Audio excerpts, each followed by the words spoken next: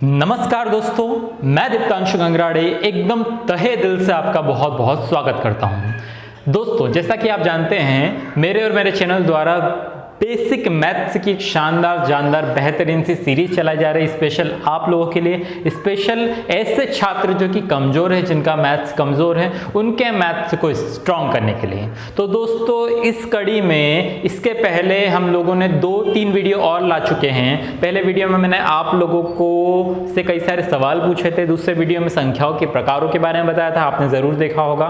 तीसरे वीडियो में मैंने आप लोगों को संख्याओं को पढ़ना लिखना, स्थानीय मान जातिमान की समझ बताई थी। अब देखिए, ये हमारा इस सीरीज का जो 4th वीडियो है, इसमें मैं आपको क्या बताने वाला हूँ। तो स्टार्ट करते हैं। देखिए दोस्तों, जैसा कि आप जानते हैं, संख्याओं को जोड़ना, घटाना, गुणा, भाग, कम से कम ये जो 4 बेसिक मैथमेटिकल ऑपरेशन हैं, गणितीय संक्रियाएं हैं, ये तो आपको कम से कम आती होगी। आप जोड़ लेते हैं, आप घटा लेते हैं, आप गुणा कर लेते हैं, आप भाग कर लेते हैं। अब देखिए, इसमें दोस्तों भाग में कुछ विभाज्यता के नियम हैं, उसके ऊपर भी मैं स्पेशल वीडियो बताऊंगा। तो इस वीडियो में हम क्या देखने वाले दोस्तों, इस वीडियो में हम लोग चिन्हों के नियम देखेंगे, किस तरह से क्वेश्चन देखेंगे। इस वीडियो में मैं आप लोगों को क्या सिखाने वाला हूँ। देखिए दोस्तों, मेरा क्वेश्चन है, अगर मैंने 5 -5 में -4 जोड़ना है तो क्या आएगा, इस तरह के क्वेश्चन आएंगे। या ऋणात्मक संख्याओं का धनात्मक संख्याओं का जब गुणा किया जाता है 2 ऋणात्मक संख्याओं का, तब क्या होगा, हम इस वीडियो में सीखेंगे। या 2 ऋणात्मक या 1 ऋणात्मक 1 धनात्मक संख्या का जब गुणा होता है, भाग होता है, जोड़ते हैं, घटाते हैं, इन्हीं को बोला जाता है चिन्हों के नियम। चिन्हों के नियम, तो चिन्हों के नियम दोस्तों एक बहुत अच्छा सा टॉपिक है। और मैंने देखा है कई सारे स्टूडेंट जिनका बेसिक मैथ्स कमज़ोर है, इसमें कंफ्यूज हो जाते हैं दोस्तों। तो कंफ्यूज होने की बिल्कुल बात नहीं है, मैं आ गया हूं दोस्तों। तो आज के शानदार से वीडियो में आपको मैं बताऊंगा चिन्हों के नियम। तो चलिए दोस्तों, स्टार्ट करते हैं। देखिए दोस्तों, हम लोग आ गए हैं अब हमारे वीडियो के ऊपर। इतना मैं आपको दावा करता हूँ दोस्तों, इस वीडियो को देखने के बाद आपको A to Z सारे डाउट क्लियर हो जाएंगे, कुछ बचेगा ही नहीं डाउट के नंबर। तो स्टार्ट करते हैं। देखिए, चिन्हों के नियम मैं आपको बताने वाला हूँ। तो देखिए दोस्तों, चिन्हों के नियम 2 अलग अलग कैटेगरियों के लिए हम लोग डिवाइड कर देते हैं। सबसे पहली जो कैटेगरी और सेकेंड, देखो सबसे पहली कैटेगरी में मैं आपको बताऊंगा चिन्हों के नियम किसके, जब जोड़ना हो और घटाना हो। जब संख्याओं को जोड़ा जाता है या घटाया जाता है, या ऐसा बोलता हूं कि संख्याओं में जब धनात्मक संख्याएं हैं और ऋणात्मक संख्याएं हैं, तब चिन्हों के नियम क्या है, ये कुछ एक अलग है। और फिर दूसरी चीज हम लोग देखेंगे कि गुणा में और भाग में, जब गुणा होता है 2 संख्याओं का या 2 संख्याओं का भाग होता है, तब चिन्हों के नियम किस तरह कार्य करते हैं, ये हम सीखने वाले हैं। एक हम सीखेंगे जोड़ और घटाव की कैटेगरी में, एक हम सीखेंगे गुणा और भाग की कैटेगरी में। तो बिल्कुल बिना किसी थ्योरी के मैं डायरेक्ट बताऊंगा और बिल्कुल समझ आ जाएगा दोस्तों आप लोगों को। देखिए, सबसे पहला नियम मैं आपको बताता हूं दोस्तों, सिंपल सा नियम है। सबसे पहला नियम ये बोलता है दोस्तों, ध्यान से सुनिए, कि 2 धनात्मक संख्याओं को जोड़ा जाता है तो धनात्मक का ही चिन्ह आता है। कैसे करके बताता हूं, तब अच्छे से समझ आएगा। जैसे मैंने बोला 5 धन 3, अब मेरे सारे के सारे दोस्त 5 और 3 को जोड़ सकते हैं कि सर 5 और 3 तो जोड़ने पे कितना आता है, 8 आता है। लेकिन एक चीज बताता हूं दोस्तों, आप देखिए 5 की इधर आपको कुछ दिख रहा है, नहीं दिख रहा है। तो एक चीज बताता हूं, संख्या के जब इधर कुछ नहीं होता है तो हम मानते हैं कि वो संख्या कैसी है, धनात्मक संख्या। एक चीज बताता हूं, ये 5 है, ध्यान से सुनिएगा, बहुत इंपॉर्टेंट चीज है।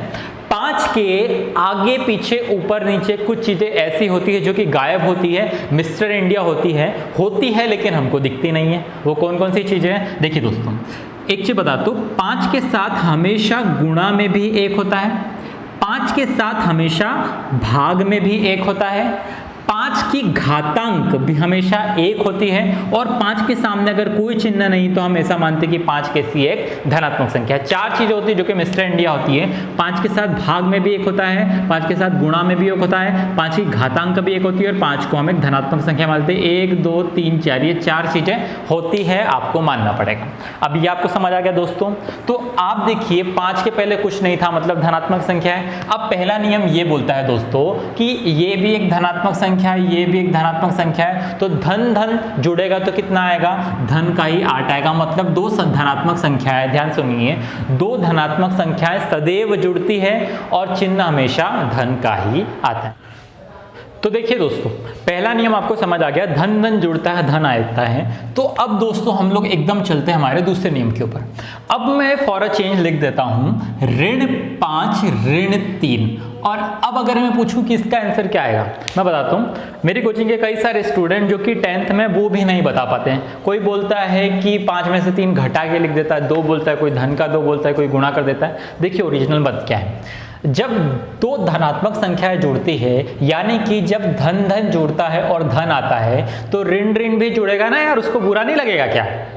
देखिए, तो नियम ये है दोस्तों दूसरा, कि जिस प्रकार धनात्मक संख्या जुड़ती है धन का चिन्ह आता है, उसी प्रकार अगर दो ऋणात्मक संख्या हो, देखिए ऋण का 5 है ऋण का 3 है, दो ऋणात्मक संख्या है, तो अगर दो ऋणात्मक संख्या हो तो ये भी जुड़ती है, लेकिन चिन्ह किसका आता है? ऋण का आता है। यानी कि समझ गए, धन धन जुड़ता है धन आता है, ऋण ऋण जुड़ता है ऋण आता है। और चलते हैं, मान लो मैंने बोला ऋण 7 ऋण 3, तो अब इसका आंसर कितना हो जाएगा? 7 और 3 10, लेकिन कौन सा? ऋण का 10। और करते हैं, मैंने बोला ऋण 5 ऋण का 12, तो कितना आएगा? 12 और 5 17, लेकिन कौन सा? ऋण का। तो याद रखिए ऋण ऋण जुड़ता है ऋण आता है। दूसरा नियम भी दोस्तों आपको अच्छे से समझ आ गया होगा। अब देखिए दोस्तों, पहले में दोनों धनात्मक संख्याएं थी, दोनों की दोनों कैसी थी? धनात्मक संख्याएं थी, दोनों जुड़ी। दूसरे में दोनों ऋणात्मक संख्याएं थी, ये भी क्या हो गई? ये जिस प्रकार जुड़ी थी ये भी उसी प्रकार क्या हो गई? जुड़ गई। अब देखिए तीसरा नियम मैं बताता हूं। तीसरा नियम क्या है? अब अगर एक धन और एक ऋण हो तो क्या होगा? देखिए, अगर अब मैंने बोला 8 ऋण 5, अब देखिए दोस्तों, अगर मैं बोलूं 8 में से 5 घटाना है, सब घटा सकते हैं कि सर 8 में से 5 का कितने बचे? 3। लेकिन कौन सा 3? देखिए 8 के पहले कुछ नहीं, मतलब मैंने बताया था धन है मिस्टर इंडिया, ठीक है। तो धन के 8 और ऋण का 5। अब आप देखिए एक धनात्मक संख्या और एक कैसी है दोस्तों? ऋणात्मक संख्या है। तो अब क्या होगा दोस्तों? याद रखिए, जब एक धनात्मक संख्या के ऋणात्मक संख्या तो हमेशा घटता है। हमेशा क्या होता है? घटता ही है। लेकिन कैसा घटता है? याद रखिए, हमेशा बड़ी संख्या में से ही छोटी संख्या आपको घटानी है और बड़ी के सामने का चिन्ह लगाना है। एक बार और हमेशा बड़ी संख्या में से छोटी संख्या घटती है और बड़ी के सामने का चिन्ह आता है। कैसे देखते हैं? अब आप मेरे को बताइए 8 और 5 में से बड़ी संख्या कौन सी दोस्तों? ये 8 जो है ये बड़ी है, तो आप क्या कीजिए 8 में से 5 घटा दीजिए। 8 में से 5 गए, बचे कितने? 3। लेकिन चिन्ह के बिना भी ये अधूरा है, इसकी आत्मा नहीं है इसके पास। तो देखिए, अब आप देखिए 8 और 5 में बड़ी संख्या कौन सी दोस्तों? 8 है। 8 के सामने धन का चिन्ह है, तो हम क्या लगा देंगे? धन। फिर से एक बार बताता हूं, हमेशा बड़ी में से छोटी घटाना है और बड़ी के सामने का चिन्ह लगाना है। आई होप आपको समझ आया होगा। कुछ क्वेश्चन कर लेते हैं दोस्तों, लगे हाथ हम इसके। देखिए, अब अगर मैं आपसे पूछूं कि 5 ऋण 8, इसका आंसर बताना, तो 5 कुछ नहीं मतलब धनात्मक संख्या है। अब 8 में से 5 गए, बचे कितने? 3। लेकिन बड़ी संख्या कौन सी? 8। तो क्या आंसर आएगा? 8 के सामने ऋण का चिन्ह, इसलिए ऋण का चिन्ह। और करते हैं, मैंने बोला ऋण का 17 धन का 12। चलिए इसका आंसर मुझे बताना। तो देखिए एक ऋणात्मक संख्या एक धनात्मक संख्या, जब भी आप एक ऋणात्मक धनात्मक देखें, विपरीत कैटेगरी के देखें, बड़ी में से छोटी घटा दो भैया। 17 में से 12 के बचे कितने हैं? 5। ये 5 लिख दिया, लेकिन कौन सा? बड़ी संख्या के सामने ऋण का चिन्ह है, इसलिए ऋण का 5। समझ गए? बड़ी में से छोटी घटाना है, बड़ी के सामने का चिन्ह लगाना है, बस ये है। तो दोस्तों ये 3 नियम हैं, जी हाँ, ओनली 3 नियम हैं। किसमें? इस कैटेगरी में। देखिए, जब संख्याओं के पास धन का चिन्ह हो या ऋण का चिन्ह, संख्या को जोड़ा जाता है, घटाता जाता है, तो बस ये 3 नियम है। धन धन जुड़ता है, फिर से धन धन जुड़ता है, ऋण ऋण भी जुड़ता है, लेकिन चिन्ह किसका आता है? ऋण का। और धन ऋण घटता है, बड़ी में से छोटी घटती है, बड़ी के सामने का चिन्ह आता है।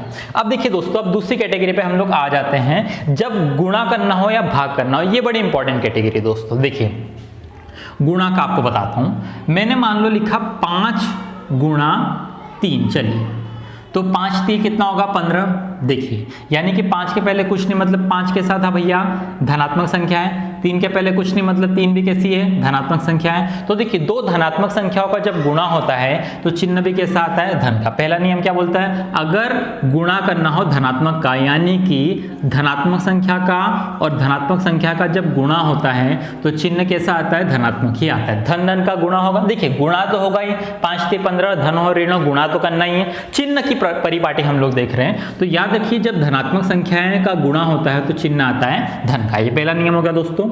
अब दूसरा नियम फिर अपन लास्ट में इकट्ठा सबको मिलाकर एक प्रैक्टिस करेंगे 2 मिनट में फटाफट। देखिए दूसरा नियम क्या है, अब मैं लिख देता हूं ऋण का 5 में हमको गुणा करना है ऋण के 3 का। तो अब कैसे करेंगे दोस्तों, 5 में 3 का गुणा करना है तो 5 से 15 तो भैया आएगा ही आएगा, नो डाउट गुणा तो होगा ही।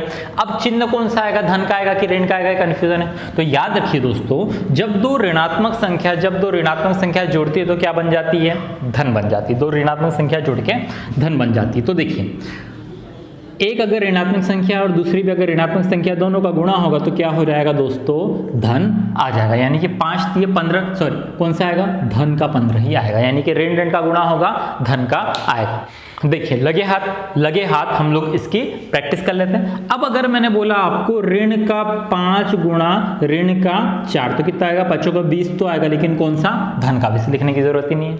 समझ गए आप लोग अच्छे से। चलिए दूसरा नियम हो गया। अब देखिए दोस्तों हम लोग चलते हैं हमारी तीसरी कैटेगरी के ऊपर।